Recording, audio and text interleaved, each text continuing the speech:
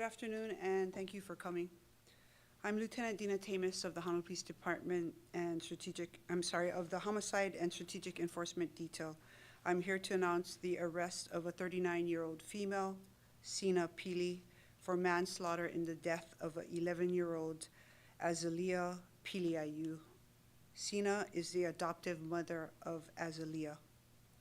This case was initially classified as an unattended death.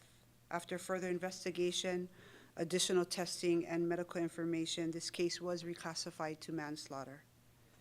On Friday, December 22, 2023, District 4 patrol officers co-responded to a report of an unresponsive 11-year-old female at a home in Laie. Personnel from the Honolulu Fire Department, Emergency Medical Services, and the Honolulu Police Department responded, with HPD arriving first. Firefighters saw Azalea's adoptive father in the hallway just outside the bathroom, attempting to administer life-saving care to Azalea at the direction of the 911 dispatcher. Firefighters moved her into the living room where they continued resuscitation efforts. Paramedics transported Azalea to the Kahuku Hospital emergency room, where she was pronounced deceased at 1:45 p.m. Before Azalea was taken to the hospital, the responding officers observed bruising to her body. Azalea's adoptive parents told officers that they did not know how she got the bruises, but that they could have came from her sports.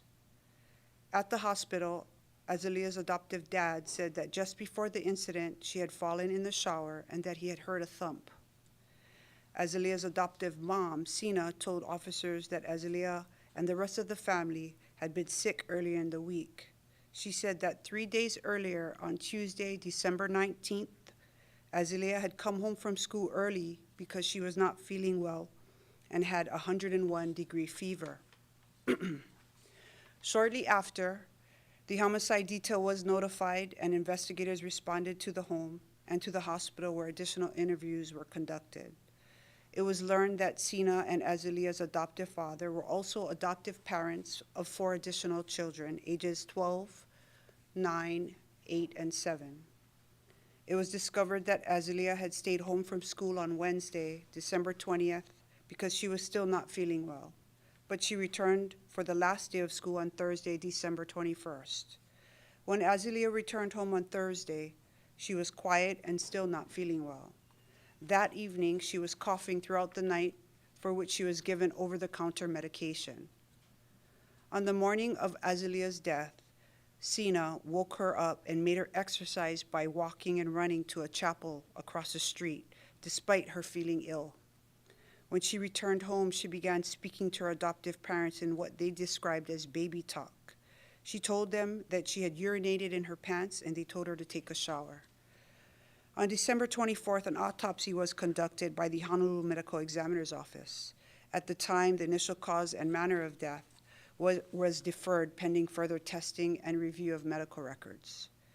Due to the immediate cause of death being unknown, and the homicide detail requested the child abuse detail to further investigate possible neglect and or abuse of the other 4 children in the home. Child Welfare Services was notified of Azalea's death, and her 4 siblings were taken into protective custody. Further investigation revealed that on the day that Azalea died, after Sina made her run to and from the chapel, Sina slapped and punched Azalea multiple times over a period of approximately 30 minutes. On June 5th, 2024, after extensive testing and review of medical records and investigative findings, the forensic pathologist determined that the cause of Azalea's death to be multiple injuries from child abuse and the manner of death to be homicide. The forensic pathologist noted that Azalea suffered from the following: extensive bruising. Some of the bruising was so deep that it penetrated the skin, and during the autopsy, it could be seen reaching the diaphragm. Multiple abrasions to the face, head, neck, chest, back, arms, hands, and legs. Wounds to the nose consistent with being bitten. A linear abrasion to the outside of the neck and internal injuries to the inside of the neck, likely from strangulation, 2 rib fractures, hemorrhage under the scalp at the top of her head, an extremely dark-colored left lung indicative of pneumonia. Days before her death, Azalea had told her adoptive parents that she was sick. The autopsy did reveal that she tested positive for COVID, influenza A, and that she had pneumonia. This morning, an Oahu grand jury indicted Sina Pili for manslaughter, endangering the welfare of the minor, and persistent non-support. This afternoon, just before 1:30 p.m., the CID Strategic Enforcement Detail arrested Sina Pili in Kahuku on the strength of a grand jury warrant for manslaughter, endangering the welfare of a minor, and the persistent non-support. She is being held without bail. Detectives of the Homicide Detail and Strategic Enforcement Detail conducted and led the intensive investigation. We worked alongside the Department of the Prosecuting Attorney Domestic Violence Division Chief Tiffany Kaeo and Deputy Prosecutor Julia Kanashiro. They were instrumental during the investigative process to charge Sina Pili. We want to recognize the Honolulu Fire Department, Emergency Medical Services, and the Department of the Medical Examiner's Office, along with the Honolulu Police Department. These agencies have always put the children first. On behalf of the HPD CID Homicide Strategic Enforcement Detail, I want to thank everyone for their assistance. Their cooperative efforts from everyone involved has brought us where we are today. Azalea's death underscores the critical need for the passage of Senate Bill 281. I will say it again, child torture is insidious. It is gradual, calculated, and systematic, and intended to break its victims completely.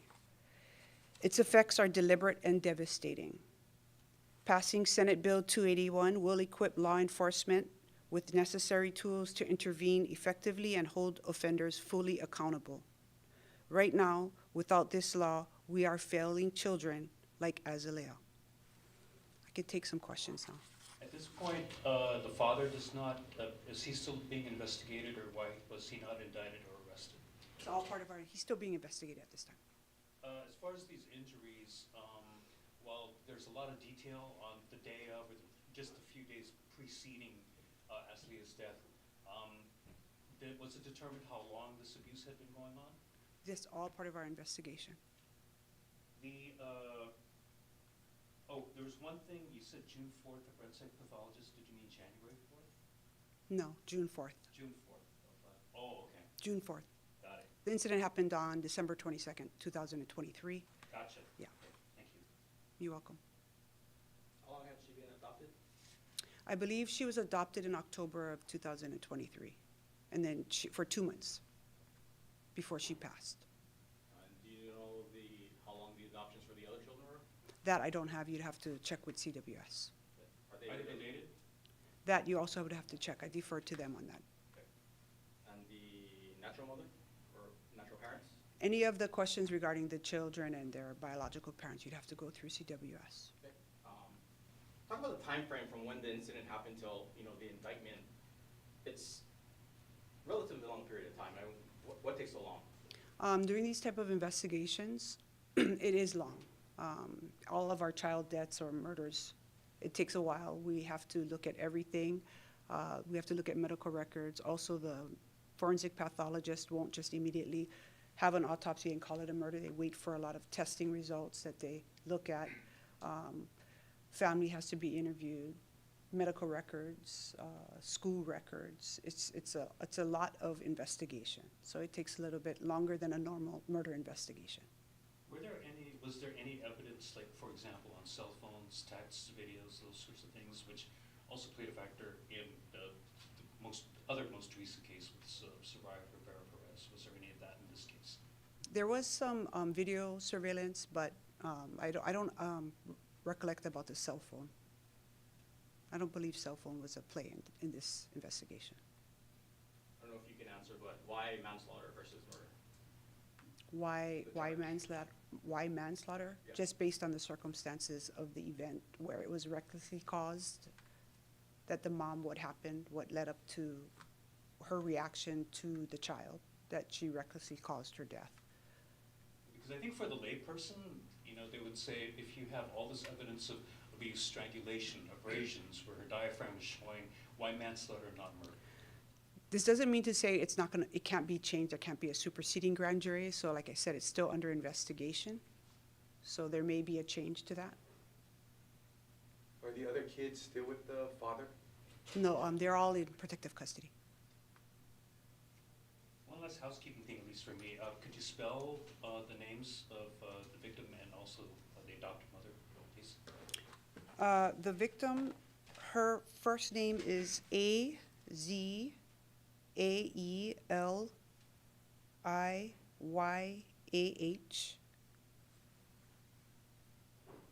the last name? It's hyphenated, Pili, and then AH, space YOU. And then the mother is Sina, SINA, and PILI. Thank you. Okay, that's all I have. Thank you.